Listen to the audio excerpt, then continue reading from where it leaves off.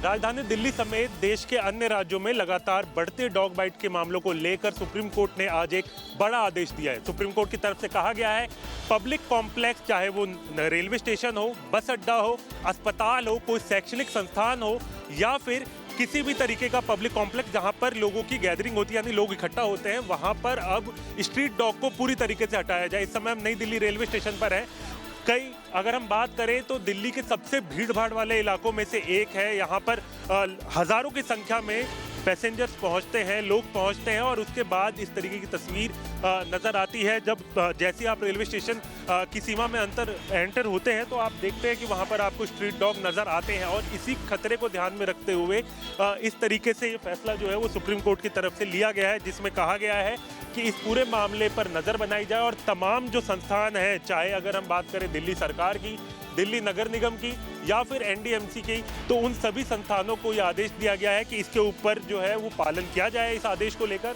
और साथ ही इस पूरे मामले में एक स्टेटस रिपोर्ट भी दाखिल होगी। इसके बाद अगर हम बात करें तो 13 जनवरी को इस पूरे मामले पे दोबारा सुनवाई होगी। तो यानी कि अगर हम बात करें तो जितनी भी संस्थानें हैं, चाहे हम दिल्ली नगर निगम की बात करें जो कि मुख्य तौर पर इसमें शामिल होती है, जिसकी तरफ से जिसकी मुख्य भूमिका रहती है स्ट्रीट डॉग को हटाने में, यानी जो आवारा पशु हैं उनको वहाँ से हटाने में, ये तमाम जो जिम्मेदारियाँ हैं वो दिल्ली नगर निगम की हैं।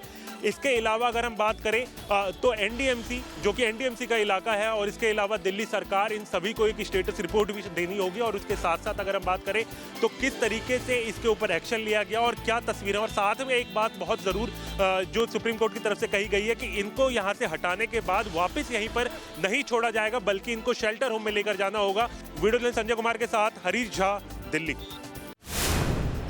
भारतीय टीम के तेज गेंदबाज मोहम्मद शामी की मुश्किलें एक बार फिर बढ़ रही हैं, जिस तरीके से सुप्रीम कोर्ट द्वारा उनको एक नोटिस जारी किया गया है। दरअसल उनकी पत्नी हसीन जहां ने सुप्रीम कोर्ट में एक याचिका दायर की थी, जिसमें यह कहा था कि जो भत्ता अभी उनको दिया जा रहा है वो काफ़ी नहीं है, उसको बढ़ाया जाए। इससे पहले कलकत्ता हाई कोर्ट ने एक रकम तय की थी कि 1.5 लाख रुपए भत्ता हसीन जहां को मिलेगा, वहीं 2.5 लाख रुपए भत्ता जो है उनकी पत्नी को दिया जाएगा।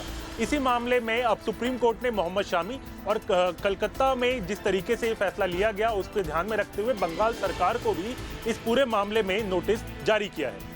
वीडियो संजय कुमार के साथ हरीश झा, न्यूज स्टेट, उत्तर प्रदेश, उत्तराखंड।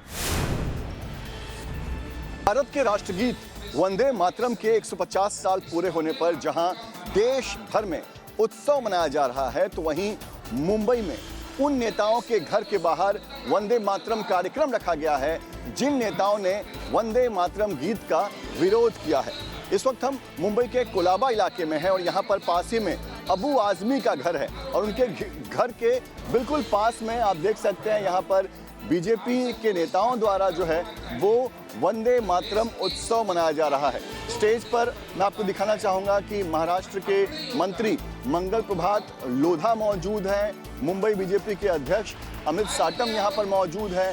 इसके अलावा तमाम जो बीजेपी के दूसरे बड़े नेता हैं वो भी स्टेज पर मौजूद हैं। बीजेपी के तमाम कार्यकर्ता यहाँ पर हैं, लोगों के हाथ में आप तिरंगा देख सकते हैं और ये कार्यक्रम हो रहा है समाजवादी पार्टी नेता अबू आजमी के घर के बाहर, क्योंकि जब सरकार ने कहा था कि हर स्कूल में वंदे मातरम ये गीत गाया जाना चाहिए, उस वक्त अबू आजमी समेत कई दूसरे नेताओं ने इसका विरोध किया था और आज उन नेताओं के घर के बाहर इसी तरह से वंदे मातरम उत्सव मनाया जा रहा है। मैं एक बार तस्वीर दिखाता हूँ आपको। ये जो आप पुलिस की घेराबंदी देख रहे हैं, इसके ठीक उस तरफ समाजवादी पार्टी नेता अबू आजमी का घर है और फिलहाल पुलिस ने यहाँ पर घेराबंदी करके रखी है। यहाँ पर तमाम पुलिस फोर्स जो है वो आपको दिखाई देंगी, क्योंकि पुलिस ने इस बैरिकेडिंग के उस तरफ किसी को भी जाने की इजाज़त नहीं दी है, वहाँ पर कार्यक्रम करने की इजाज़त नहीं दी है ताकि लॉ एंड ऑर्डर जो है वो ना बिगड़े। लेकिन आपको बता दें कि बीजेपी की तरफ से इसी तरह का कार्यक्रम तमाम उन नेताओं के घर के बाहर किया जा रहा है जिन्होंने वंदे मातरम यानी कि राष्ट्रगीत का विरोध किया था। बीजेपी मुंबई में और महाराष्ट्र में ऐसे लोगों का विरोध कर रही है जिन्होंने इस गीत को गाने से इनकार किया है। वीडियो जर्नलिस्ट सिद्धेश वाजगे के साथ पंकज मिश्रा, मुंबई। आज के डिजिटल दौर में गूगल मैप हर व्यक्ति के लिए रास्ता दिखाने वाला भरोसामंद साथी बन चुका है। चाहे शहर की सड़कों पर ट्रैफिक से बचना हो या किसी नई जगह का पता लगाना, हर कोई गूगल मैप पर सिर्फ निर्भर रहता है, लेकिन जब इंटरनेट साथ छोड़ दे तो फिर जैसे पहाड़ी इलाकों में ड्राइव करते वक्त या किसी रिमोट एरिया में ट्रैकिंग के दौरान, तो यही ऐप ऑफलाइन फीचर्स के जरिए मददगार साबित होता है। इतना ही नहीं, ऑफलाइन मैप न सिर्फ इंटरनेट बंद होने पर रास्ता दिखाते हैं, बल्कि डेटा बचाने और बैटरी को सेव करने में भी मदद करते हैं, यानी बैटरी की लाइफ बढ़ाने में सहायक होते हैं। साथ ही ये फीचर्स ट्रैवल्स और ट्रक ड्राइवर्स के लिए खास तौर पर उपयोगी है, जो अक्सर नेटवर्क फ्री इलाकों से गुजरते हैं और उनके लिए कारगर साबित होते हैं। के साथ सईद उमर सलीम, न्यूज़ स्टेट, दिल्ली।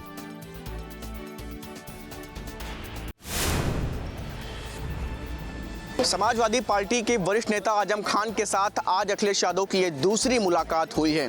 करीब 30 मिनट की इस बैठक में आगे के भविष्य को लेकर, समाजवादी पार्टी के साथ रणनीति को लेकर के भी विचार विमर्श हुआ है। बिहार के चुनाव को लेकर के भी चर्चाएं की गई। सुरक्षा को लेकर के उन्होंने साफ तौर पर कहा कि मुझे किसी भी तरह की कोई सुरक्षा नहीं मिली है। ऐसे में अब करीब इस दूसरी हुई मुलाकात के कई सियासी मायने लगाए जा रहे हैं। देखिए, मुलाकात में क्या हुआ ये तो नहीं बताया जा सकता। आप पूछें, ये आपका अधिकार है, हक है, लेकिन बस इतना ही कहूँगा कि रिश्तों की मुलाकात है, कोई नई मुलाकात नहीं है, होती रही है, आगे भी होती रहेगी। आधी सदी के रिश्ते को अगर किसी ने भी ये समझा था कि हम उस पर जंग आने देंगे तो मुमकिन नहीं है, उधर से भी मुमकिन नहीं है और इधर से भी मुमकिन नहीं है। खुदा ना करे अगर कोई ऐसी बात होती तो मुझसे ज़्यादा दर्द उधर होता। देखना ये होगा कि 2027 के लोकसभा चुनाव से पहले आखिर आजम खान के साथ समाजवादी पार्टी किन रणनीतियों के तहत उनको अपनी सियासी बिसात में लगाती है। वीडियो जर्नलिस्ट हरिराम के साथ शुभम पांडे, न्यूज़ स्टेट, लखनऊ। महाराष्ट्र के उप मुख्यमंत्री अजीत पवार के बेटे पार्थ पवार पर जमीन घोटाला और भ्रष्टाचार जैसे गंभीर आरोप लगने के बाद महाराष्ट्र में सियासी भूचाल मचा हुआ है। ये पूरा मामला सरकारी जमीन को औने पौने दाम में बेचने से जुड़ा हुआ है। आप बता दें कि पुणे का कोरेगांव इलाका, जहां पर जमीन की कीमत सोने के भाव है, यहां पर करीब 42 एकड़ की एक जमीन जिसकी कीमत 1800 करोड़ होनी चाहिए थी, वो जमीन महज 300 करोड़ रुपए में अमेडिया होल्डिंग्स LLP नाम की एक कंपनी को बेच दिया गया। इस कंपनी में पार्थ पवार की हिस्सेदारी सामने आई है। आरोप है कि पार्थ पवार ने अपने इन्फ्लुएंस का इस्तेमाल करके 1800 करोड़ की सरकारी जमीन को महज 300 करोड़ में इस कंपनी को दिलवा दिया, इस कंपनी ने खरीद लिया। वहीं जो दूसरी चौंकाने वाली बात सामने आई है वो ये है कि इस लेन देन में जो स्टैंप ड्यूटी चुकाया गया वो करीब 21 करोड़ होना चाहिए था, लेकिन यहाँ पर सिर्फ 500 रुपए स्टैंप ड्यूटी चुकाया गया है। इस मामले के सामने आने के बाद महाराष्ट्र में विपक्ष सरकार पर हमलावर है, सरकार पर भ्रष्टाचार के आरोप लग रहे हैं, अजीत पवार के इस्तीफे की मांग हो रही है। तो वहीं दूसरी तरफ अजीत पवार का भी बयान सामने आ चुका है। अजीत पवार ने कहा है कि उन्हें इस लेन देन की कोई जानकारी नहीं थी, नहीं है, और वो खुद चाहते हैं कि मामले में निष्पक्ष जांच हो।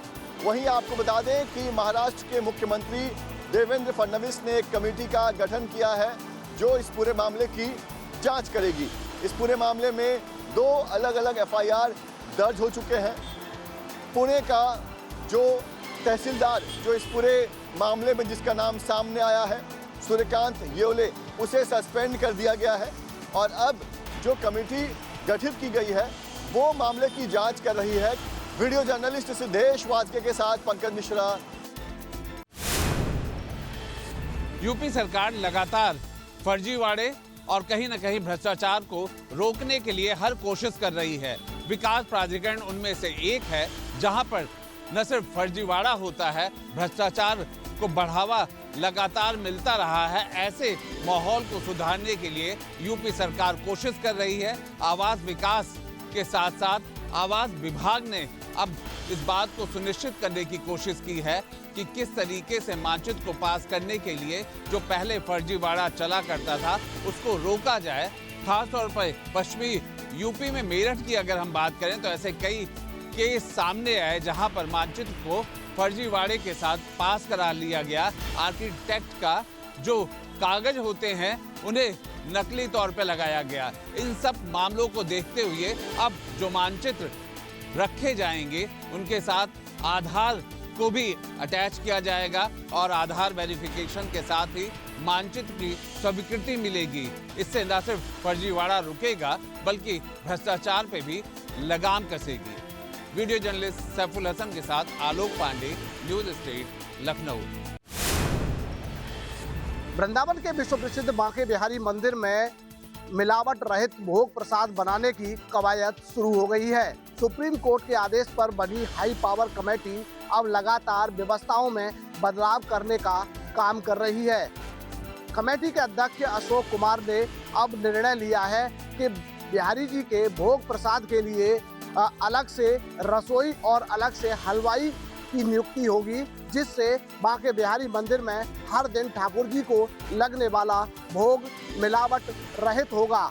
इसके लिए टेंडर उठाया जाएगा। टेंडर के बाद एक हलवाई नियुक्त किया जाएगा और एक जगह नियुक्त की जाएगी जिस जगह पर रसोई को स्थापित किया जाएगा ताकि जो ठाकुर जी को भोग प्रसाद लगाया जाए उसमें किसी भी तरह की अशुद्धि या मिलावट ना हो। बांके बिहारी मंदिर की व्यवस्थाओं में लगातार हाई पावर कमेटी अब बदलाव कर रही है। अब देखने वाली बात होगी कि भोग प्रसाद की जो व्यवस्था है, नई व्यवस्था कवायद जो शुरू की है, वो कब तक लागू हो पाती है। फिलहाल हाई पावर कमेटी के जो अध्यक्ष हैं अशोक कुमार, उन्होंने कहा है कि जल्द ही इस पर विचार और निर्णय लिया जाएगा। इस पूरे मामले पर जानकारी देते हुए हाई पावर कमेटी के जो सदस्य हैं उन्होंने दिनेश गोस्वामी, उन्होंने कहा है कि जो हाई पावर कमेटी के अध्यक्ष हैं उनकी तरफ से ये निर्णय लिया गया है और जल्द ही इस तरह की व्यवस्थाओं में बदलाव देखने को मिलेगा। Taraji Saraswat, news state, Vrindavan. Jammu and Kashmir police ने आतंकवादी संगठन जैश-ए मोहम्मद के समर्थन में पोस्टर लगाने के मामले में एक बड़ी कार्रवाई की है। जम्मू कश्मीर पुलिस की एक टीम इस प्रकरण में सहारनपुर पहुंची और एक फेमस हॉस्पिटल के अंदर कार्यरत डॉक्टर अदील अहमद को गिरफ्तार किया गया है। बताया जा रहा है कि जम्मू एंड कश्मीर के श्रीनगर में आतंकी संगठन जैश-ए मोहम्मद के समर्थन में पोस्टर चिपकाए गए थे, जिसके बाद लगातार जम्मू कश्मीर पुलिस आरोपियों की तलाश कर रही थी। सीसीटीवी खंगाले गए और वीडियो साक्ष्य के आधार पर डॉक्टर अदील अहमद को चिन्हित किया गया। सहारनपुर में जम्मू कश्मीर पुलिस का एक डेलीगेशन आया था।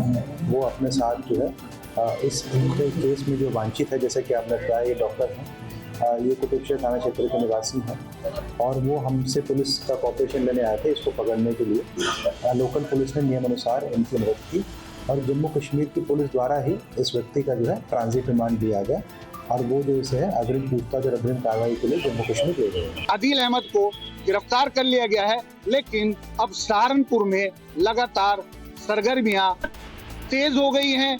एटीएस एक्टिव मोड पर है। LIU इंटेलिजेंस लगातार अब ये सर्च करने में जुटी है कि आदिल आखिर किन किन लोगों से जुड़ा हुआ था। सहारनपुर से न्यूज स्टेट के लिए मैं सोहेल गौर।